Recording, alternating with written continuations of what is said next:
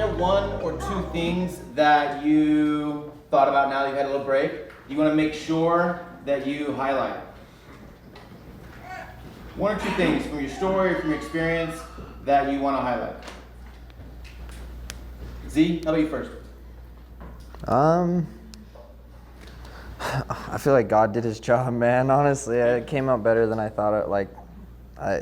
The highlights, you know, like I said at the end, it's just 1% better every day. Admit that you're not perfect and you never will be, and you got to work on that. I guess the one I did forget is don't forget to wear God on your sleeve wherever you go, whatever that looks like for you.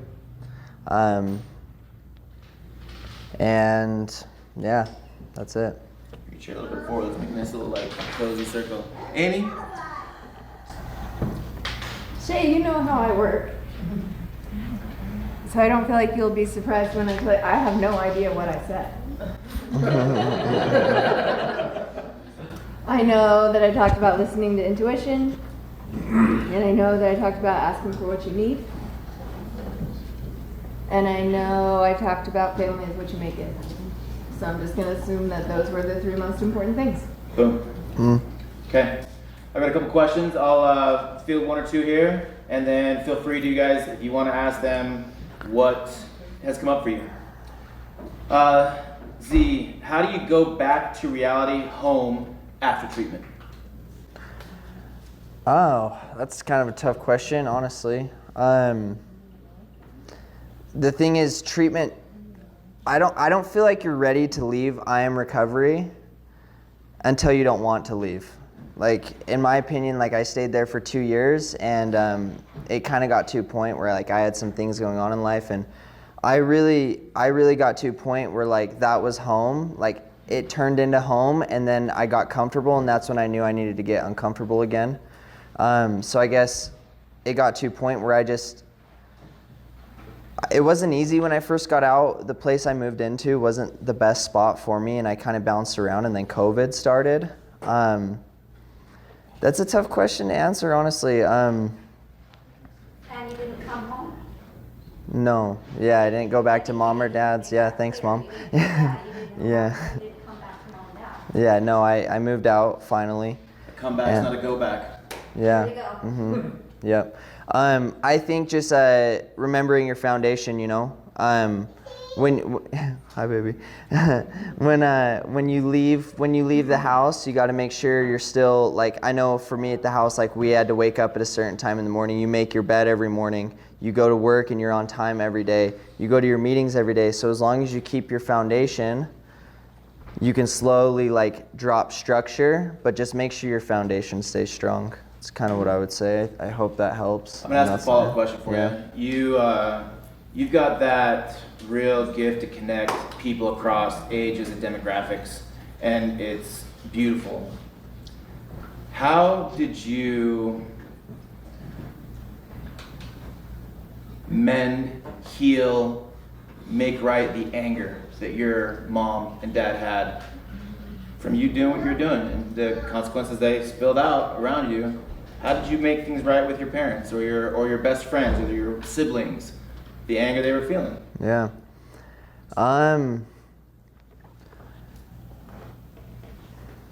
To be honest, I was like, I didn't burn too many bridges, but at the same time, like, I just kind of used my actions and showed them, like, there's too many times where I have so many people in my life who, like, tell me what I want to hear, but they don't show me any actions. And so instead of me telling them what they wanted to hear, I just showed them, you know? So it's like, I could have told my mom that like I was going to be clean for 3.5 years, but I'd rather sit up here today and like show her. You know what I'm saying? Apologies change behavior. Yeah. Love it. Aimee, how do families work through anger and coming back and making a path for them to heal? I think part of it is the consistency in the action and the ability to be honest about our experiences. And I know, like in my family, it took us a long time to be able to say, this is what hurt me. Mom. And it ended up being a case where we kind of had to recover together. not even kind of, like where the family members we had to do our own work too. And I loved how Z's mom said that he didn't come home, because that's a huge thing, is that going back where we were sick is a hard thing to do, because one, it's the place where we were sick and our brains remember like our behaviors when we were there. And so it increases the fight that we have to fight in order to stay sober. But the big thing is that the family is changing and the person in recovery is changing, and they almost, in many cases, it seems like they have to get to know one another again. Yeah. And if we just dive back into the system, like living with strangers is never a cool idea. like oh hey, like because we have, roommates are different, but like if like someone's in a mom role for me and I am a different person than I was, it's really hard. And so I think that that's a big thing, is to recognize what your roles and your relationships are now and what you would like them to be, and live accordingly to the new, and let go of the old and just live the new truth. Brilliant. And I'll follow up with that, honestly. Like, now that I think about it more and more, like, yeah, there was healing that we had to do. Like, I remember there were times where Jared, my mom, and myself all sat in the same room. And it's crazy. Like, I love my mom more than anyone else in the whole world, but at the same time, I'm the meanest to her over anybody else. And it's because I know at the end of the day, she's still going to love me no matter what. And so I really had to stop taking advantage of the people who let me take advantage of them, so to say, And it was a lot of work. Like, I remember there was a time where Jared had us sitting both in the office, and I literally, it was something like I had my eyes closed, and I remember like I had to remove some kind of stress, or I had to tell her, hold her hand and tell her I love her. It was something, I don't know what voodoo shit you're having me do, but juju, yeah. But it worked, man. And I think also reconstructing relationships and not making them like they were. So now my mom and my relationship with my mom and my dad, and it's a lot different than it used to be. We meet each other in the middle rather than trying to force the other ideas on the other person.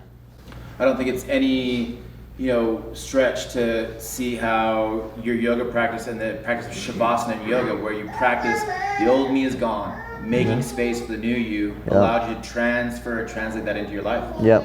For sure. 100%. Aimee, will you expand a little bit more on the connection you made with family? And you had this revelation. It was your magic. It was your idea. This matters. You've got to understand the families and how this all ties together, so we can make it something that we can move through and grow and become from. Tell me a little more about your family dynamic, or what you've learned about disease and addiction and families and. Like my family dynamic? Yeah. Whew. If you think it's relevant, Yeah. your family, or what you've learned about families from, your family. Yeah. An option to use the definition you offered today of family. Yeah, so family, it really is what we make it, and that's a huge thing for me. And it's because my family was not, the roles in my family of origin were kind of skewed. I hope my mom's not watching, but if she is, this is my truth. On my first day of grad school in a family systems class, the intro question was they were like, tell me something interesting about yourself. What the question was is, what's your name and what parenting style was used in your home growing up? And so everyone else said their parenting style was authoritarian, authoritative, whatever. And I... Bring it. You are a wizard. I said, my name is Amy, and the parenting style used in our home is, we were raised by wolves. Like we raised each other. And that carried through to how we interacted as adults. And it wasn't, to be clear, it wasn't our parents' fault. It was just the way the cookie crumbled. And as an adult, I've come to believe that in a lot of ways, I feel like we chose each other, my siblings and I, because we knew that we needed each other to make it through. But so what I learned about families was that that they do change, and the thing that really caught me about how families work in recovery is the guy that did the family systems lecture when I first learned about it. He talked about homeostasis in families and how the system works, and how as one person recovers, the system has to change. Otherwise, the person that recovers is either going to leave the system because it no longer fits, or get sucked right back into the role they played in the system. And that's another reason why going home after treatment is icky. But the cool thing that I learned about families is that families can be really resilient. And that people can be really resilient regardless of how their family of origin was. And that's part of the huge reason why it's important to have the community and connection in recovery, because if we didn't have something that we needed in our family of origin, whether that's nurturing or to be seen or to feel like we have a voice, we can find people who fill that need for us in other realms. And I do. In healthy ways. Yeah, in healthy ways. And I see it, that, you know, even me, like I'll mom everybody, and I have to hold boundaries with myself so that I'm not like mother hen and like taking care of everyone. Because that's my role, that's what I'm used to. And so I'll repeat that in the community. But because we are so prone to go back to what we're used to, if I'm the problem child in my family, if I'm the like, oh, like that's the one with all the problems, and I go back into my family, then all I know is how to be the one with the problem. Huge. Thoughts, Z?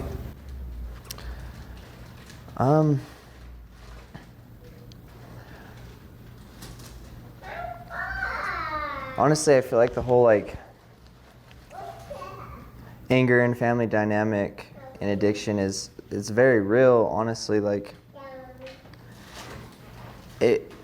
I know for my mom, like, and this might be a little bit off topic, but it's just kind of what's coming back to me. But like I know, like if you ask my mom, like it took her as much healing as it took me, and I put her through a lot. You know, I put her through a lot of bull crap, and I'm sure the same goes for my dad, but I know personally for my mom, like I put her through a lot, and I know that through me healing, she's found ways for herself to heal as well. You know, and it's not a one-sided thing. Like to have these relationships work, it's work on both sides. She can't be the only one working, because she's not going to save me, and I'm not going to be able to save her. We have to save each other. You know, we're in it together. So 100% both sides too. Not 50-50 or 70-30, it's 100%. Yeah. The question here is, what is the hardest thing in your addiction that you've ever had to overcome? And I want to open up to you. I don't know if the hardest thing that Z has had to overcome actually happened in his addiction. So feel free to answer that how you want. What's the hardest? What's your hard that comes up when I say, you know, in your addiction or after? What's been the hard that really, that was a... Yeah. Shay knows what's up. About the end of January this year, my longtime girlfriend and I split up, and it was a mutual decision, but I didn't know if I made the right decision or not. I had no idea, and things were hard. I went from having a girlfriend, and I'm a barber stylist, so I'm talking all day, every day. And then right as that happened, where we decided to split up, I got COVID. And it wasn't the COVID that affected me at all. Like, I was able to go on like hikes every day, and like I even jumped in, did a polar plunge and everything. But the hardest thing was that disconnect from human connection. And for 2 straight weeks, I had people who came around and people who showed love and like people who risked their health, but at the same time, like it was 1% of the 100% of human connection I normally got. And it put me in the darkest place of my life, just contemplating life, not knowing if I wanted to go relapse or not. I had 2 weeks not knowing if I made the right decision on this relationship or not. And I just remember like crying the moment I woke up, all throughout the day, and going to bed crying, just because that relationship tore me up so much, like just how heavy I felt. And I don't think there's like I say, there's no finish line, you know, like my recovery's still going, but fortunately for me, I had that foundation I talked about, you know, I built that foundation, and I knew the things that truly made me happy. And once I knew if I could get through COVID, and I knew if I could get back to that human connection, I knew I could get back up on my feet. But those 2 weeks, they were hell. And I did everything I could, but there's only so much you can do when you don't have anybody else around. One thing Z did in that time that he learned to do is he allowed, like you were saying, Amy, he allowed somebody to see him. And allowed people to see him in his muck.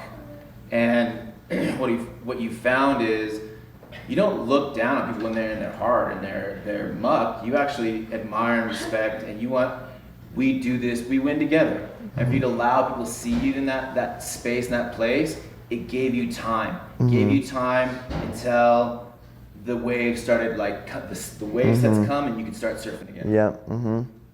It's definitely a reset button, that's for sure. Everything I knew, I had to really figure out what I knew and I didn't know really quick. That's 12, 15 months after being active addiction, right? It's almost 2. Well, it was 3 years. It literally happened on. Sorry, after leaving the house. It was on my. I literally had my 3-year clean date when I was going through this. You know. Amy, and I don't know if this happens before or after as well. Most life-changing experience you've experienced as a social worker.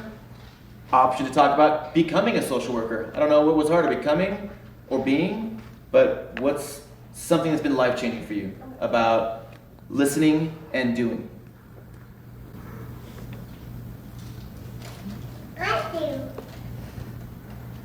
There's only one thing that's coming up. Outside voice.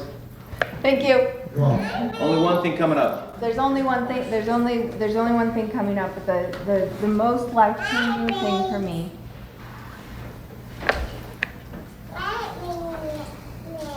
Bring it. was that, so when I was about to start grad school, my brother died in January. He started grad school in August.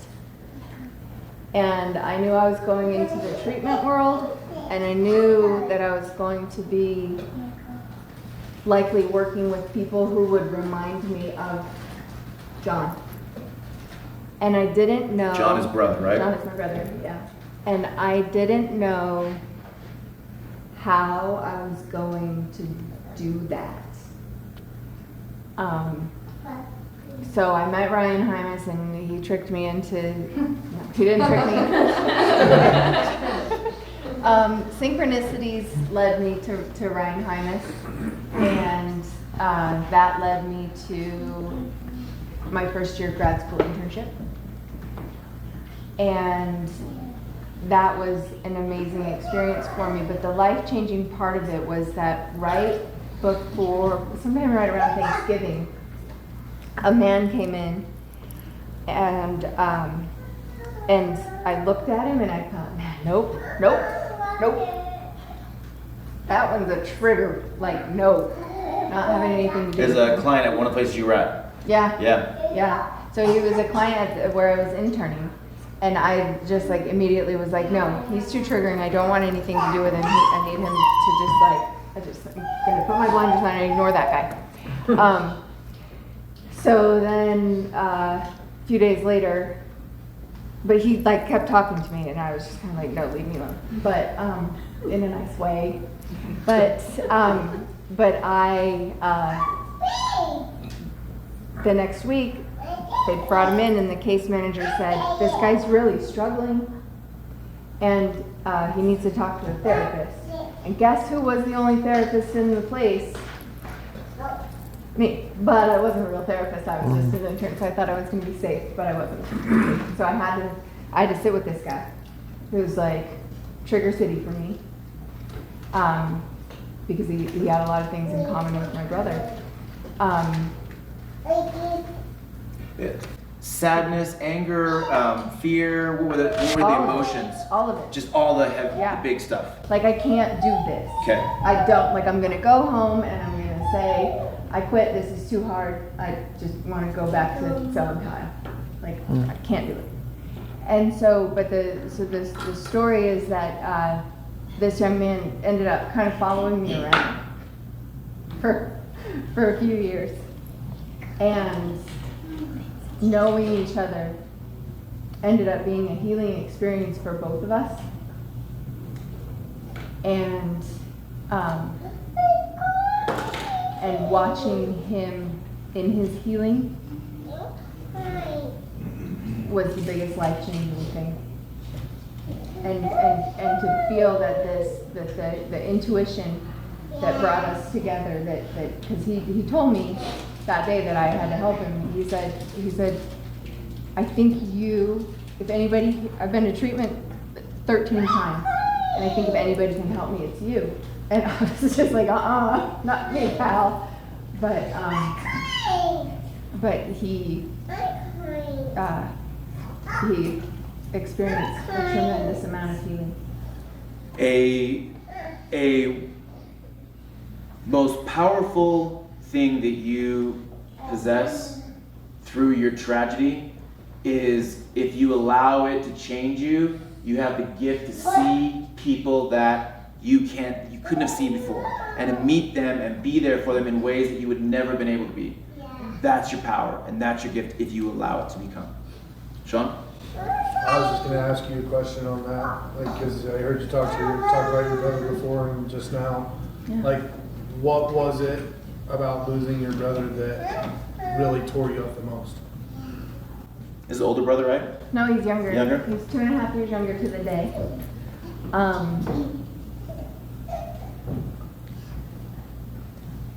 I think at the time I was feeling like he had all this potential that he wasn't going to be able to realize, and that's what tore me up the most. Like, we had been working on getting his FAFSA together so he could go to school, and he had big goals, and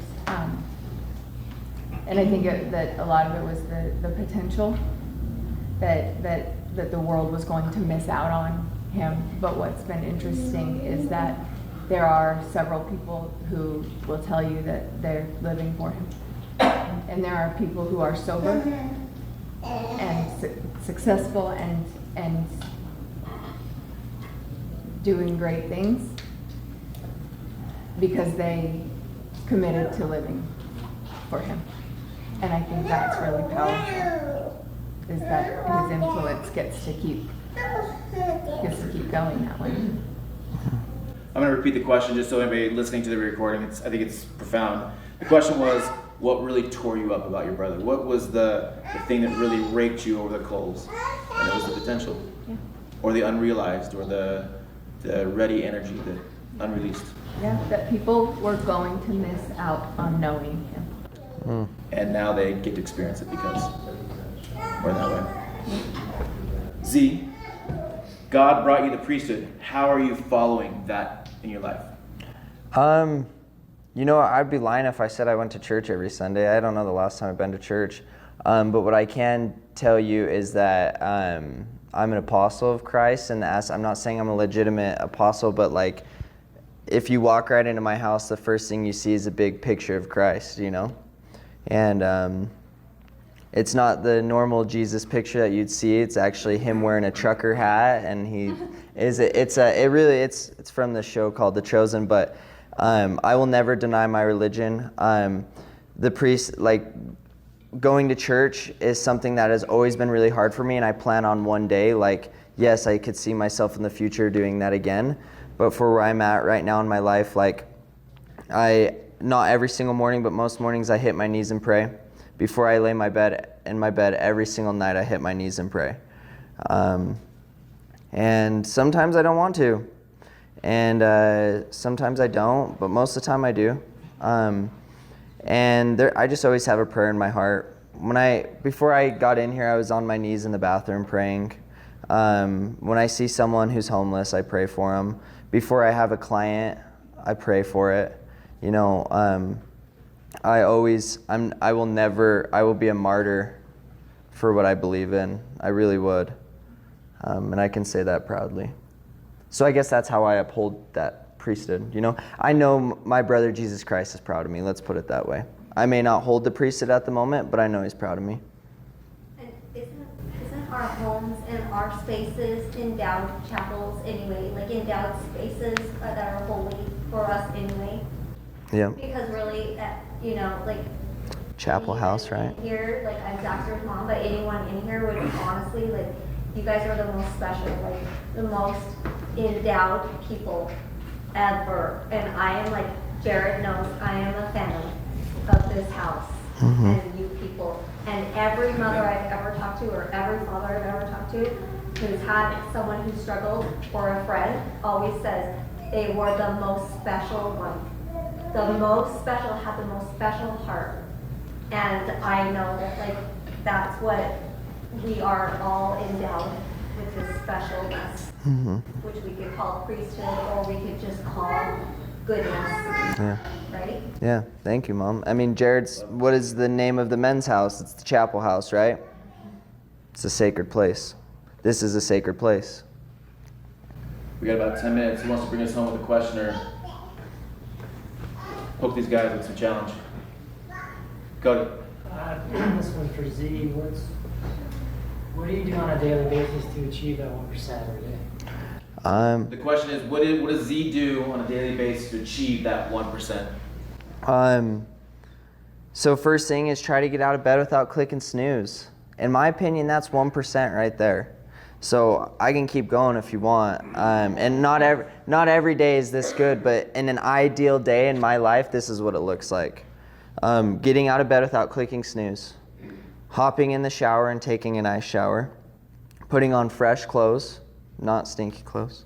Putting on fresh clothes.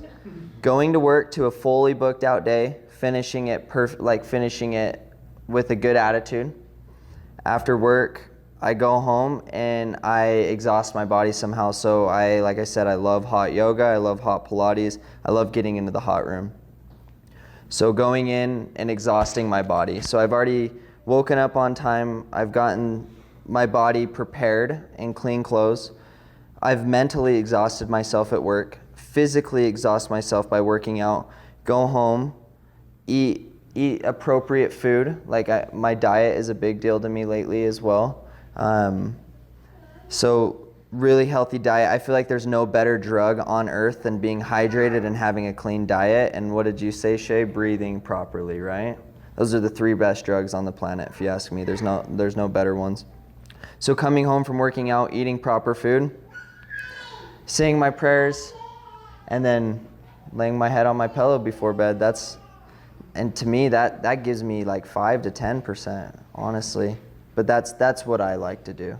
That's what I like to do. But shoot, if I can get out of bed without clicking snooze, like that's a win. That's a big win. You can ask Chris about that. It is always hard for me to get up in the mornings.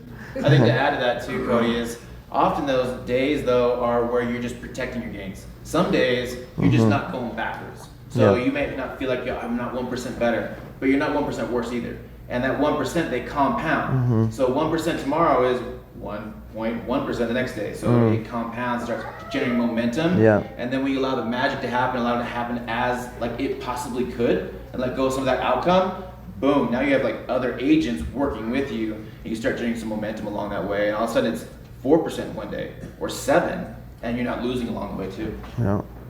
Great question, because No, we're yeah. insanely practical here, right? We just want to talk about stuff that works. Yeah. Boom.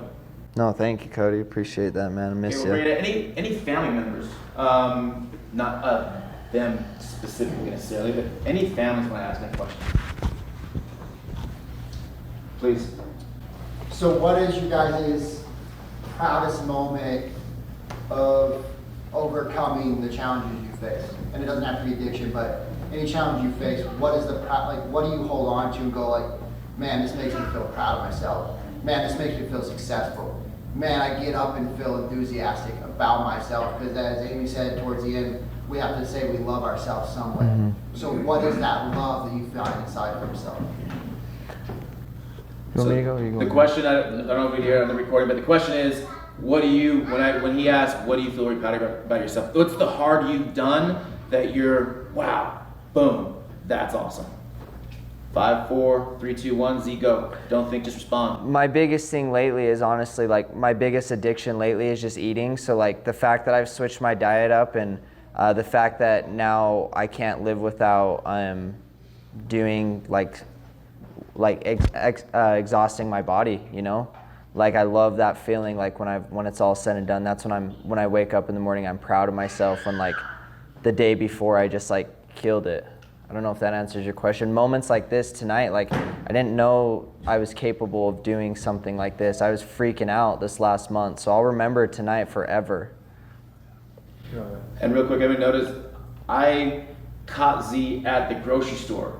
He had met with Chris, and Chris was like, you need to do this, this, and this. And he was, I'm here doing it, I'm getting this, I'm getting that, I'm getting this. And I think part of your proud of who you are is, hey, that guy is where I want to be. What did he say? I'm going to go and do it. Yeah. I'm not going to overthink it. He said, do this, this, and this. I'm going to do it.